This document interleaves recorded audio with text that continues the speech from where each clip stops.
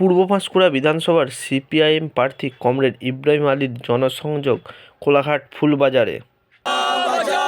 তৃণমূল হটাও, বিজেপি হটাও, Trinamool BJP setting এর বিরুদ্ধে সমস্ত মানুষ এক হও, চাকরি চোর তৃণমূলের বিরুদ্ধে সমস্ত মানুষ এক হও, ইনকলাব জিন্দাবাদ, সিপিআইএম জিন্দাবাদ।